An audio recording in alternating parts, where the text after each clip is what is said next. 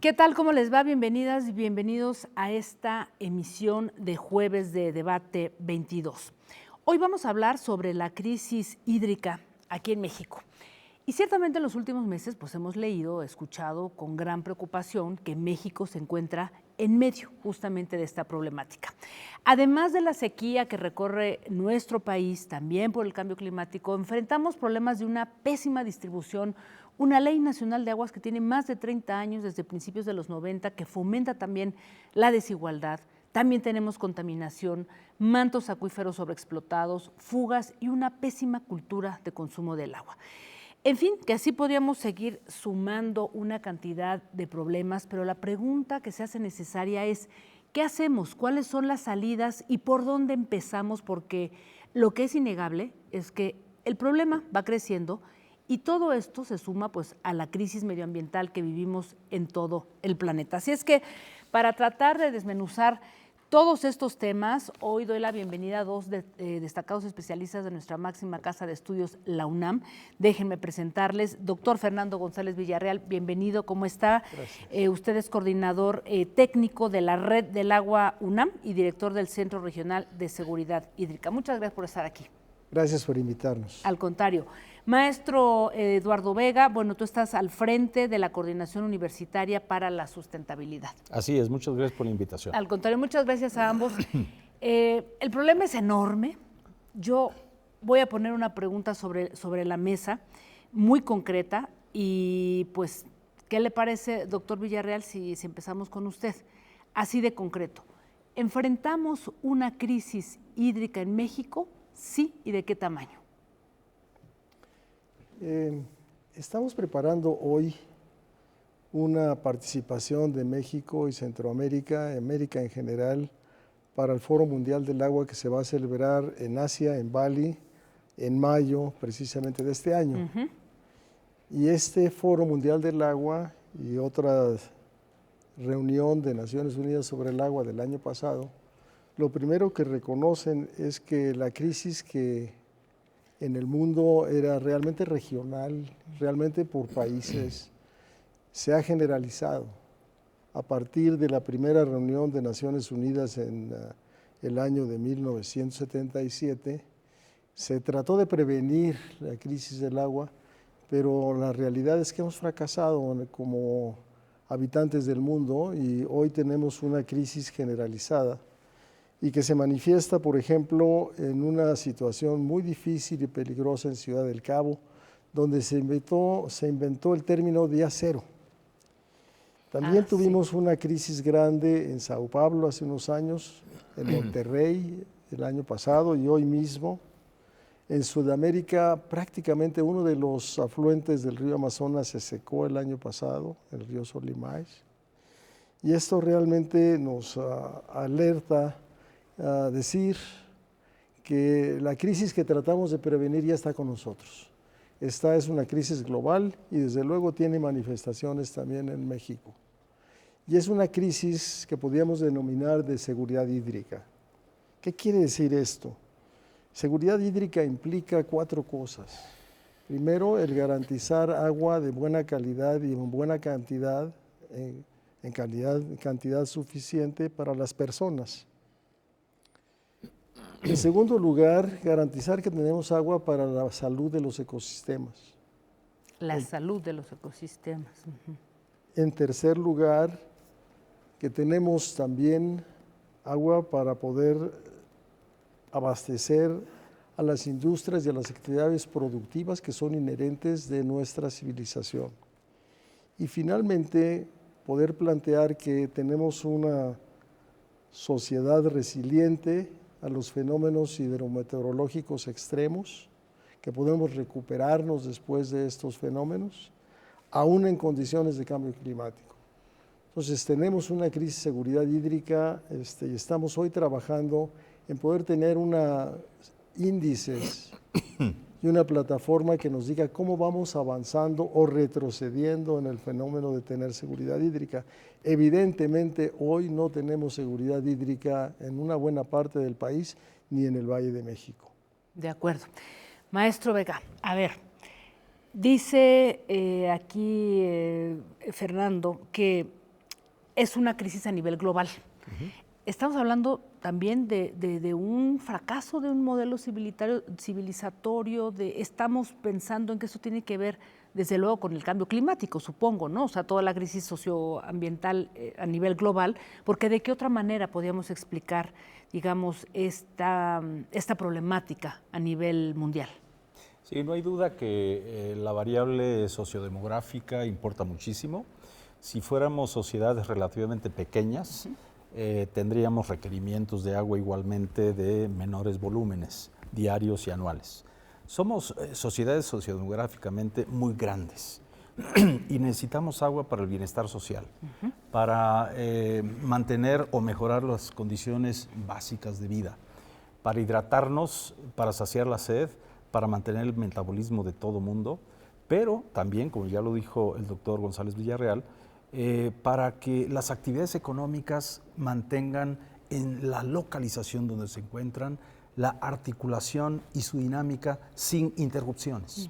El agua es imprescindible, parece una obviedad, pero hay que recordar, el agua es un bien imprescindible que debemos cuidar. Ahora, evidentemente, los volúmenes de agua renovable que tenemos disponibles no necesariamente son los mejores debido a que la población crece, los requerimientos económicos también y más o menos con sus oscilaciones tenemos un mismo volumen disponible de agua. Entonces en México, por ejemplo, a escala nacional, tenemos en promedio anual aproximadamente unos 460,000 hectómetros cúbicos de agua disponible, más o menos 90,000 de esos son de usos consuntivos, es decir, el 20% lo usamos para abastecimiento público de agua en ciudades, para ofrecer agua a distritos de riego y actividades agrícolas diversas y ganaderas acuícolas también, pero para actividades manufactureras y turísticas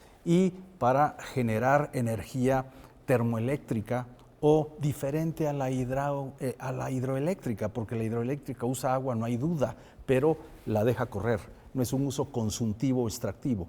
Entonces, el agua la necesitamos para un montón de cosas y diario, no a veces sí, a veces no. Entonces, hay que tener mucha preocupación, por lo que ya refería el doctor González Villarreal. Si hay una crisis de agua, es inseguridad hídrica y eso genera también su correlación con la insustentabilidad hidrológica. El agua ¿Qué quiere decir insustentabilidad hidrológica? Sí, el agua sale de la llave, la respuesta es sí, abre uno el grifo, sale, pero uno podría decir no solo de la llave, sale de la naturaleza. Y entonces la cuenca hidrológica, los sistemas hidrológicos completos, caudales que surcan las superficies y los flujos que hay en el subsuelo, los acuíferos, esos son los sistemas hidrológicos. Entonces, la insustentabilidad hidrológica tiene que ver con que estamos aprovechando de manera excesiva, desmedida, inadecuada esos caudales de la naturaleza, pero también no estamos conservando las fuentes, los recursos, los caudales hidrológicos. Entonces, yo coincido, por supuesto, con el doctor González Villarreal cuando dice hay que tener mucha precaución con las decisiones que tomamos individual, familiarmente, a escala de ciudad, a escala de país. De política pública también. Pero es de política pública. Entonces ahí tenemos muchas oportunidades para enfrentar y resolver esta crisis de agua. Déjeme regresar con usted, doctor Fernando. A ver, y tomando en cuenta sus argumentos, por supuesto, sin perder de vista que es un problema, como usted bien lo explicó, a nivel global. Pero si nos vamos al caso concretamente en México, ¿dónde podríamos detectar o cuáles serían los problemas más detectables, ¿no? A nivel, digamos, de la problemática que tenemos el agua? ¿A qué se refiere? ¿Tiene que ver con una mala distribución? ¿Tiene que ver con un acaparamiento del agua de algunas empresas? ¿Tiene que ver con la contaminación, con una red que ya está vieja? ¿A qué nos referimos o cuál sería ese problema a nivel local nacional que tendríamos que detectar? Si vemos las causas de esta crisis que estamos observando en el país, podemos decir que tiene dos tipos de manifestaciones. La primera es coyuntural. Tenemos este año y los últimos 2 años atrás una situación de sequía que en México se manifiesta en aproximadamente el 60% del territorio nacional, entre sequía extrema y sequía muy extrema también. Perdón que lo interrumpa, ¿eso está vinculado con el cambio climático o no necesariamente? Está vinculado con el cambio climático, pero esta variabilidad la hemos tenido siempre. Desde las citas bíblicas, Jacaranda, decíamos que teníamos 7 años de vacas gordas y 7 años de vacas flacas. O sea, nuestro registro hidrológico es realmente una serie de sequías y inundaciones, épocas muy abundantes en todo el registro. Entonces es natural que tengamos una variabilidad hidrológica en todos nuestros ríos. Pero adicionalmente tenemos algo que es estructural. Y eso tiene que ver primero con el aumento del estrés hídrico. Aumentamos la demanda, vamos aumentando, vamos creciendo en la población, vamos creciendo en la actividad económica y eso demanda cada día más agua sobre una cantidad fija que tenemos en el mundo. Tenemos el cambio climático, que también ya es un asunto estructural que nos hace más intensa la variabilidad natural. Tenemos una infraestructura que en general está agotando su vida útil. Tenemos insuficiencia de recursos financieros para poder atacar los problemas del sector y una gobernabilidad con responsabilidades fragmentadas. O sea, tenemos distintas autoridades a nivel federal, a nivel estatal y municipal que tienen que ver con el abastecimiento de agua. Muchas instituciones que no sabemos bien a bien. Y un trabajo muy importante de la Federación y de la Comisión Nacional del Agua es precisamente el coordinar los trabajos y las acciones de todo un sistema hidráulico nacional que abarca todo el país y abarca todos los niveles de la gobernabilidad. Y para salir de la crisis necesitamos realmente hoy un cambio de paradigma. Necesitamos básicamente como política pública que el agua suba en la jerarquía de nuestra política pública en general. Porque hoy decimos que el agua es muy importante, pero le dedicamos pocos recursos. Y yo digo groseramente que amor que no se refleja en la cartera no es amor de veras. Entonces, fundamentalmente necesitamos responder a eso. El agua la da Dios, pero no la entuba. Entonces necesitamos realmente los mexicanos y en particular los ingenieros construir la infraestructura necesaria para poder adaptar el régimen natural a las demandas de la sociedad y de los particulares en general. Déjeme hacer una pausa porque ahora quiero que responda porque ya lo vi ahí muy interesado, pero déjeme ir a una... No, perfecto. Regresamos con usted, claro, ya le doy toda la palabra para que responda a lo que decía el doctor González Villarreal. Hacemos una muy breve pausa. Volvemos.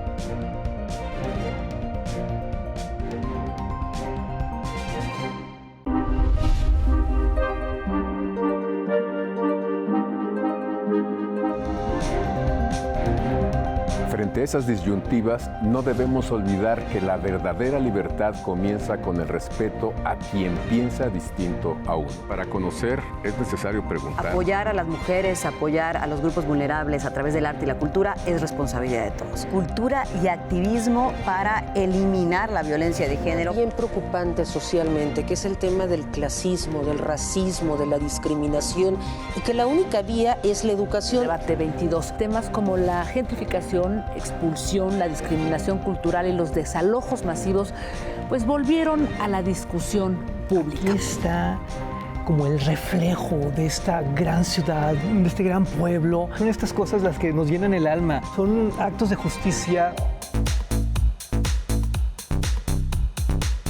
Por si las moscas, vamos a hablar del Festival Internacional por la Diversidad Sexual que Este año cumple su edición número 36, 15 años del Museo Universitario de Arte Contemporáneo, y me acompaña para eso su directora Amanda de la Garza. Vamos a hablar del más reciente libro del escritor Juan Villoro, me refiero a La figura del mundo.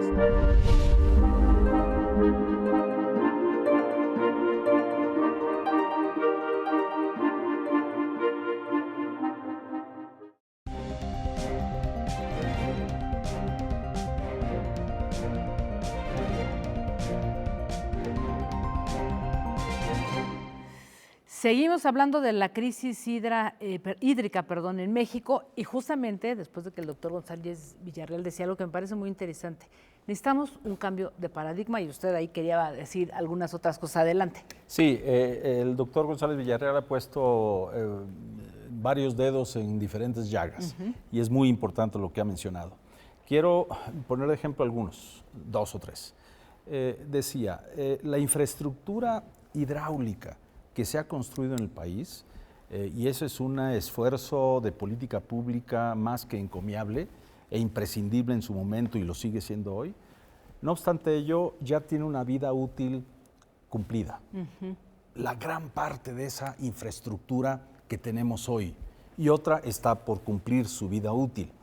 Entonces, tenemos que sustituir gradualmente, pero desde hoy en adelante.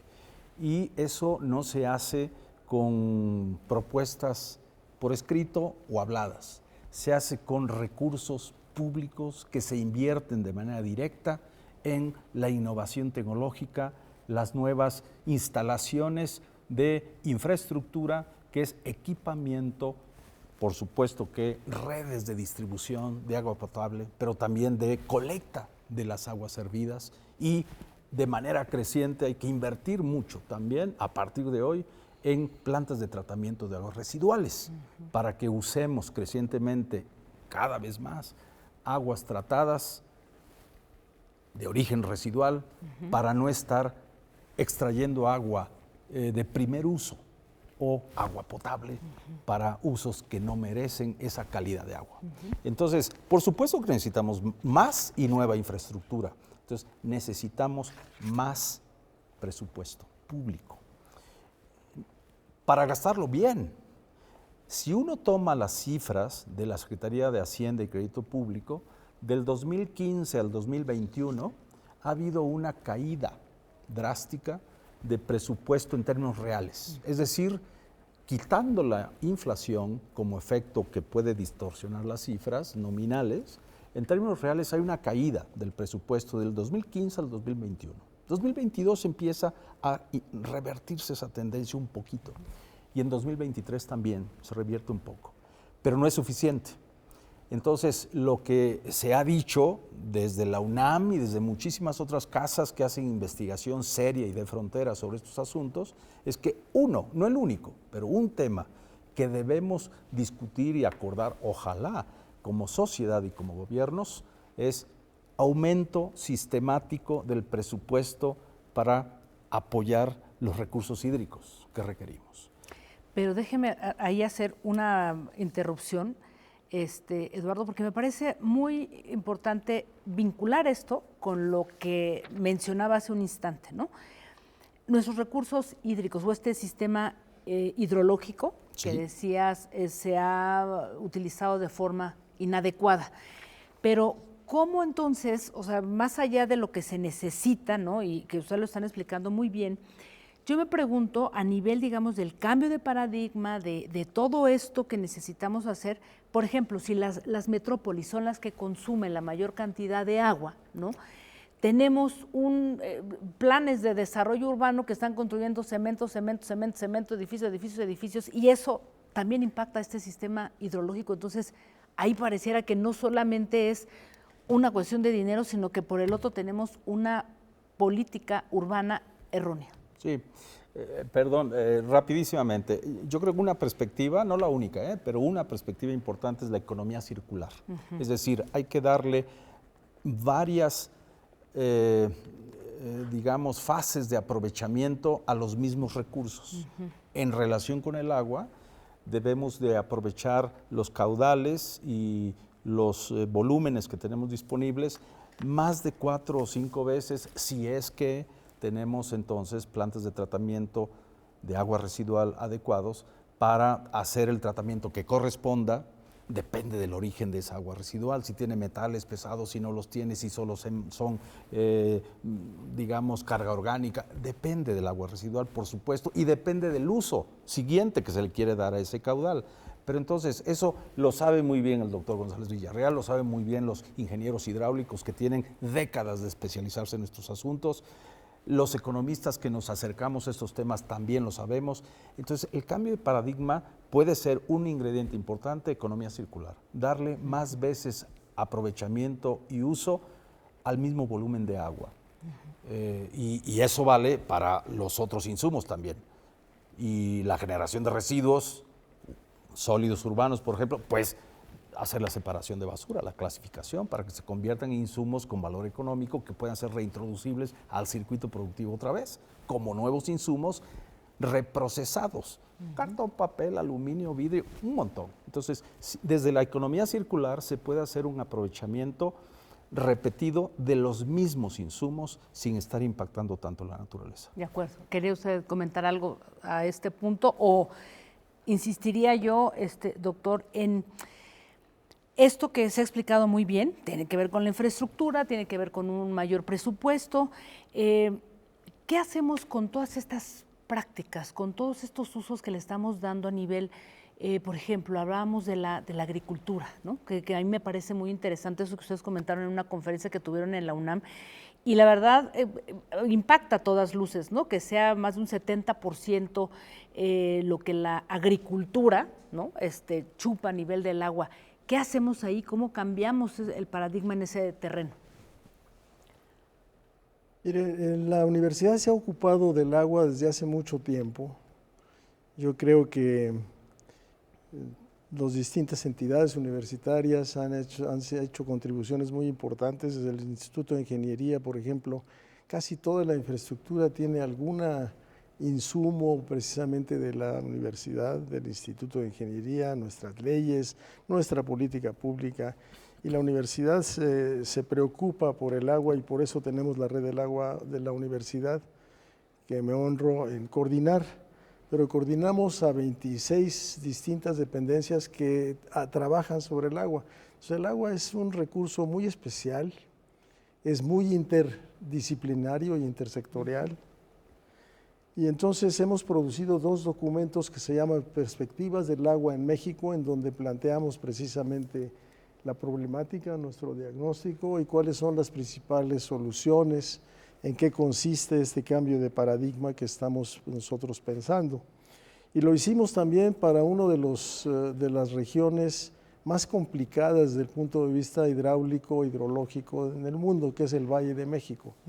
Entonces ponemos a la disposición de ustedes y del público en general estos 2 documentos que pueden consultarse desde luego en nuestra red. ¿Que en la red de? Red del Agua de la UNAM. Ok, ahí mismo se pueden encontrar. Los invitamos a consultar nuestro sitio en la web y que formen parte de la red también. Sí. Intégrense a la red y para poder discutir ampliamente lo que debe ser nuestra política pública. Y hemos planteado ahí que tenemos 3 niveles de actuación. El primer nivel de actuación le hemos llamado precondiciones para la solución del problema. Quiere decir que si no se resuelven esta parte, estas 3 distintas acciones de precondiciones, no vamos a resolver el problema. ¿Qué serían Son cuáles? condiciones necesarias, pero no suficientes. Necesarias son 3. La primera, que haya un verdadero liderazgo a nivel nacional, a nivel básicamente del gobierno federal, porque el agua es propiedad de la nación y así debe seguir siendo. Entonces necesitamos un liderazgo a ese nivel que plantee precisamente la solución de los problemas. Y 2 adicionales. Uno es las instituciones del agua en sí, a nivel nacional, a nivel estatal y municipal, fortalecer estas instituciones. Y por el otro lado, el disponer de los recursos económicos que solamente tienen 2 fuentes para México. Una son los subsidios, que casi todos son de origen federal, y la otra son las tarifas que pagan los usuarios. Y el equilibrio entre estas dos cosas es lo que plantea realmente una precondición para poder resolver los problemas. Hoy necesitamos fortalecer las instituciones y necesitamos más recursos económicos de las dos fuentes para poder resolver los problemas. Al siguiente nivel, que hemos llamado acciones sustantivas, tenemos primero las fuentes de abastecimiento. Para tener caldo de liebre necesitamos la liebre, y entonces para tener un servicio de agua necesitamos fuentes de agua. Y son fuentes de agua dentro de nuestra cuenca que tenemos que cuidar como un gran tesoro. Es un almacenamiento de agua en el acuífero del Valle de México y en los acuíferos de México, que tenemos que cuidar nuestras fuentes de abastecimiento como oro. Y por un lado, lo que hemos llamado la gestión integrada de recursos hidráulicos, la medición, la concesión, todas son las partes de administración misma del agua. Y por el otro lado, la infraestructura. Entonces, renovemos nuestra infraestructura, cuidemos nuestras fuentes y hagamos realmente mediciones, nuevas tecnologías para poder predecir inundaciones y sequías. Y al final de la pirámide que estoy hablando tenemos cosas que hemos llamado problemas transversales. Son dos. Uno es la capacitación de los 250,000 personas que atienden el Sistema Hidráulico Nacional, no la Conagua, sino el Sistema Hidráulico Nacional. Y por el otro lado, la formación de una cultura del agua, yo digo, formar ciudadanos hidrointeligentes. Ahí déjeme cortarle muy brevemente porque estamos a un minuto de concluir. Sí. Eso que dice ciudadanos hidrointeligentes. ¿Qué es eso? ¿Qué hacemos nosotras como ciudadanía desde ahí, desde ese concepto? Bueno, coincidiendo plenamente con lo que dice el doctor González Villarreal, es que la ciudadanía debemos estar informada acerca de que se trata, si bien de un bien hiperespecial, como ya se mencionó, el agua, imprescindible, es cuidarla, ¿no? Porque tenemos una mala relación. Un recurso escaso que se nos puede acabar por cantidad o calidad. Entonces, la escasez puede ser que tengamos los volúmenes de agua allí, pero están contaminados. Entonces, ya no hablamos de ese tema. Debemos de tener como ciudadanía información acerca de los volúmenes disponibles de agua en cantidad y en calidad, y sabiendo que es un recurso escaso, tenemos que ahorrar agua en todas las actividades humanas, en la casa, en la escuela, en la fábrica, en la política pública para asignar nuevas dosificaciones del agua para diferentes usos y usuarios, y con diferentes criterios, ya se mencionaba, tarifas, subsidios, de incentivos económicos. Yo creo que desde la economía tenemos mucho que aportar a esta discusión para definir nueva política pública centrada en una modificación de los incentivos que generan los consumos compulsivos. Genial, yo creo que me quedo con esas reflexiones. Se nos quedan muchísimos temas, pero bueno, ya los invitaré próximamente para que podamos seguir ahondando. El tema de la contaminación también es un tema que queda ahí pendiente, pero agradecerle, doctor González Villarreal, maestro Eduardo Vega, muchas gracias por compartirnos lo que ustedes están haciendo. Y bueno, pues también a todas y a todos por habernos acompañado. Recuerden que el programa se queda transmitiendo ahora mismo en la cuenta de Twitter de N22, Noticias 22 Digital, ahí pueden ver el programa completo, y en unas horas estará en la cuenta de YouTube Noticias 22 Digital. Nos vemos el próximo jueves, hasta entonces, gracias.